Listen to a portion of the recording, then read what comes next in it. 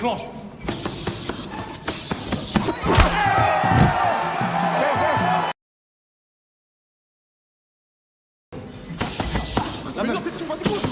Kisah ini berawal dengan menceritakan seorang mantan pengedar narkoba bernama Samir. Ceritanya, Samir telah tertangkap dan tengah menjalani sisa hukumannya di penjara. Kini Samir telah bertobat dan menjadi orang yang lebih baik dan menjauhkan diri dari masalah dan dunia gelap mafia. Dari perilaku baik Samir, dia diberikan kebebasan bersyarat serta diberikan sebuah pekerjaan. Rasanya Samir seperti orang baru yang kembali diterima oleh masyarakat. Namun masa lalunya tak pernah berhenti untuk mengganggunya. Di hari dia bebas, anak buah dari seorang mafia narkoba meminta Samir untuk kembali mengedarkan barang haram tersebut. Namun kali ini, Samir menolak dan tak mau lagi berurusan dengan mereka dan memilih untuk mengabaikannya. Namun dua orang itu mengancam dan akan kembali untuk menghajarnya jika dia tidak mau menuruti mereka. Benar saja, di saat Samir selesai bekerja, orang-orang itu datang kembali untuk mengejar Samir. Samir yang tak mau terlibat masalah lebih memilih untuk lari dan inilah yang terjadi.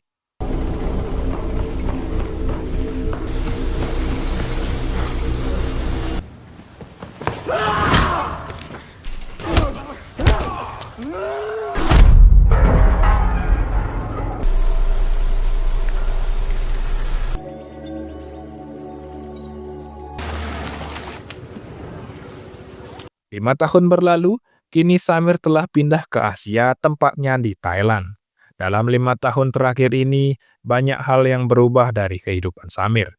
Kini, Samir telah menikah dengan seorang janda anak satu bernama Mia.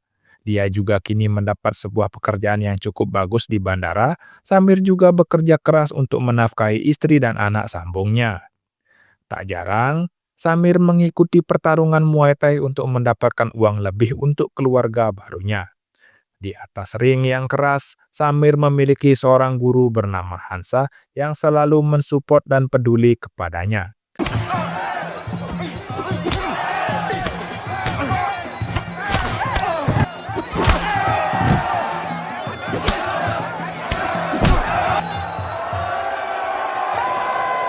Meski kehidupannya sekarang cukup keras, namun dia bahagia menjalaninya.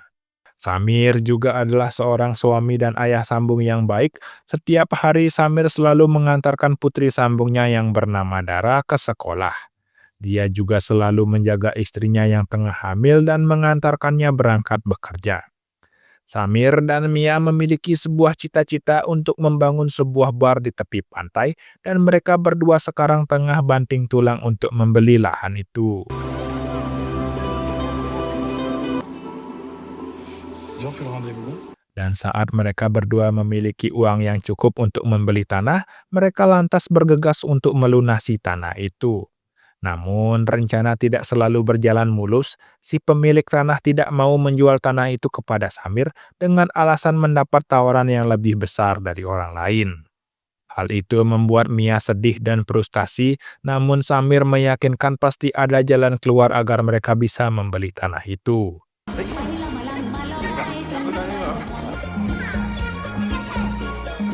Malamnya, Samir berkunjung ke bar tempat istrinya bekerja. Samir menemui atasan istrinya yang bernama Sombat. Saat itu, Samir meminta bantuan kepada Sombat agar dia mau mengajaknya untuk menemui seorang tuan tanah sekaligus mafia di daerah itu. Pria itu bernama Narong. Maksud dan tujuan Samir menemui Narong untuk meminta bantuan kepadanya agar bisa membantu Samir membeli tanah yang dia inginkan. Namun Sombat memperingatkan kalau Narong bukan orang sembarangan, dan dirinya amat sangat berbahaya dan mereka harus berhati-hati. Keesokan harinya, Samir dan Sombat menemui Narong di sebuah kedai. Di sana, Samir menjelaskan maksud dan tujuannya, namun permintaan itu malah ditertawakan oleh Narong. Di sini, Narong malah mengolok-olok Samir dan mengatakan kalau Samir telah diperdaya oleh wanita daerah sini dan hanya akan diperas oleh mereka. Namun, Samir sangat serius hingga membuat Narong berhenti tertawa. Narong lantas memberikan sebuah syarat kepada Samir, jika ingin mengambil tanah itu, Samir harus membantu Narong untuk menyelundupkan narkoba ke bandara. Jelas Samir menolak sebab dirinya sudah tak mau lagi berurusan dengan barang haram itu. Meski begitu, Samir tak punya pilihan lain agar bisa mendapatkan tanah itu. Dan Samir mulai memikirkan ulang tawaran Narong. Keesokan harinya, Samir kembali bertemu dengan Narong. Dia ditugaskan untuk membantu penyeludupan narkoba itu yang akan diserahkan kepada anak buah Narong yang menunggunya di bandara. Namun hal itu tidaklah mudah sebab di bandara tempat dia bekerja, keamanannya sangatlah ketat dan berlapis. Singkat cerita, dia akan menyerahkan koper itu ke anak buah Narong. Samir harus melewati anjing pelacak, tentu saja penciuman anjing itu tidak bisa dibohongi. Dan dengan cepat, Samir dan anak buah Narong ketahuan.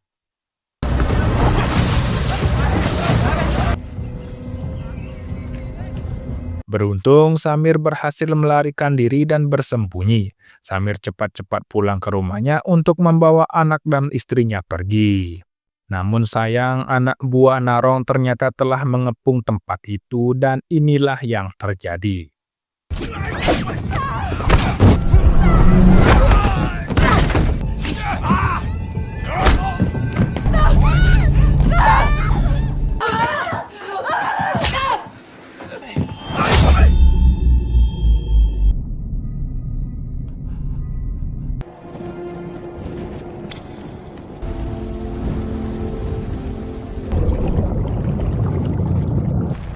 Samir berhasil diselamatkan oleh Hansa. Dia membawanya ke rumahnya dan mengobati semua luka Samir. Dalam 2 minggu, Samir tersadar kembali. Sekilas, dia melihat hantu almarhum Mia dan dia berpikir dia sedang berhalusinasi. Samir lantas bangun dan menemui Hansa. Dia ingin mencari anaknya yang diculik oleh Narong. Saat dia telah pulih, Samir datang ke bar Sombat berharap menemukan sebuah petunjuk tentang darah. Di sana, Sombat sangatlah terkejut karena Samir masih hidup. Di sini, Sombat berpura-pura peduli dengan Samir untuk menutupi kebusukannya. Dia juga memberikan informasi kalau Narong mungkin sudah kembali ke Bangkok. Namun, Samir masih bisa menemui anak buahnya yang bernama Kasem yang tinggal di area Bangchang. Samir juga menanyakan informasi tentang Kasem kepada pemilik kedai tempat dia makan bersama Narong. Di sana dia tidak banyak mendapat informasi sebab pemilik kedai takut akan terlibat masalah dengan orang-orang Narong. Bergegaslah Samir ke lokasi yang diberikan oleh si pemilik kedai itu. Di sepanjang perjalanan, Samir banyak bertanya pada orang-orang termasuk banyak spesies lucinta luna soal keberadaan Kasem. Hingga akhirnya Samir menemukan orang-orang yang telah menyerangnya di malam itu dan akhirnya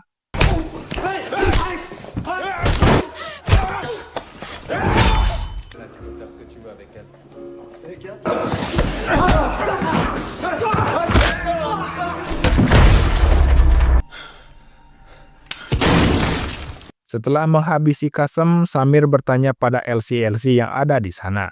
Dia kembali mendapatkan informasi kalau anak-anak kecil yang diculik ternyata telah dibawa ke Bangkok untuk dijadikan PSK.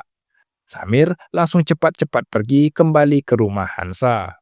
Singkat cerita, Samir menemui Hansa dan mengatakan keinginannya untuk menyelamatkan putrinya. Hansa menjadi simpati dengan Samir dan mengerti penderitaannya. Dia memutuskan untuk ikut bersamanya ke Bangkok untuk menyelamatkan Dara.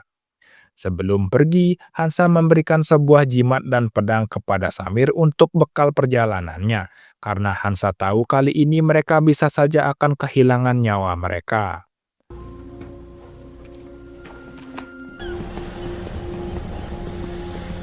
Keesokan harinya, mereka berdua berangkat ke Bangkok. Di perjalanan mereka tak sengaja bertemu dengan Sombat yang sudah mengemasi barang-barangnya.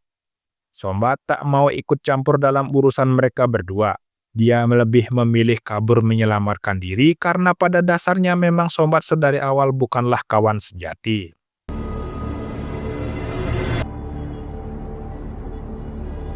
Singkat cerita, Samir dan Hansa tiba di klub yang ditunjukkan oleh Elsie itu.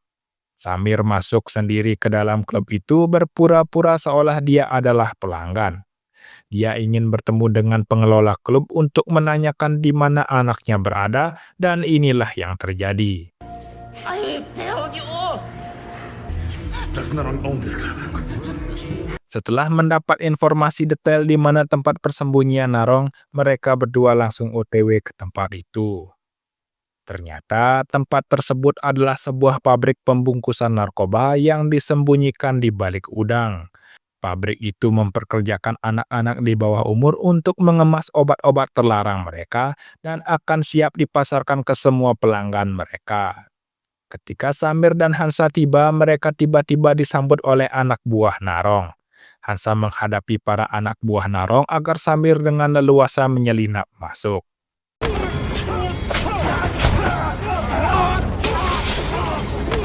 Samir yang sudah masuk lantas menanyakan anaknya kepada pekerja yang ada di sana.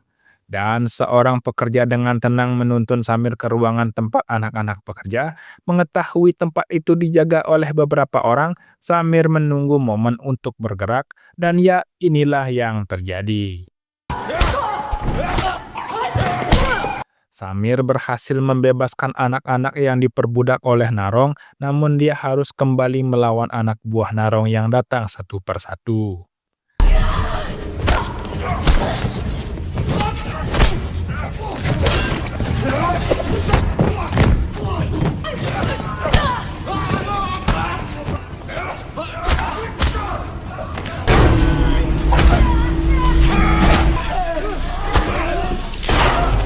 Samir terluka cukup parah, satu lengannya patah hingga tulangnya keluar.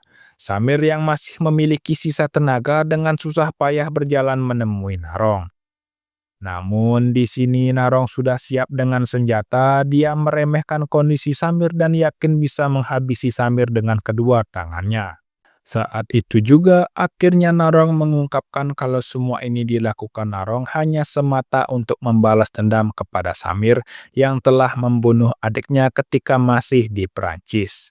Dan semua kesulitan yang Samir alami di sini adalah settingannya untuk membuat kehidupan Samir menderita. Dia juga memberikan sebuah fakta kalau anaknya tak pernah diculik olehnya melainkan disembunyikan oleh Sombat.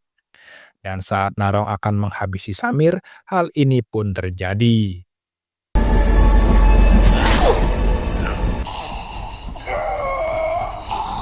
Setelah membunuh Narong, Samir kembali menemui Hansa yang selalu membukakan jalan untuknya. Hansa senang kalau Samir masih hidup, namun di sini Hansa terluka sangat parah dan Hansa pun menghembuskan napas terakhirnya. Kini Samir kembali ke Bangjang untuk menemui anaknya yang dibawa oleh Sombat. Di momen itu, Sombat akhirnya mengakui alasannya menyerahkan Samir ke Narong karena Samir telah mencuri Mia darinya. Diam-diam, Sombat menaruh hati kepada Mia, namun Mia lebih memilih Samir sebagai suaminya. Cinta yang tak terbalas membuat Sombat berbuat sejauh itu. Samir tidak jadi menghabisi Sombat karena mendengar suara Dara. Akhirnya Samir dan Dara bersatu kembali dan mereka sangat bahagia. Melihat Dara yang sangat mencintai Samir dibandingkan Sombat membuatnya frustasi dan mengakhiri dirinya sendiri. Dan hal itu menjadi penutup film ini dan film pun selesai.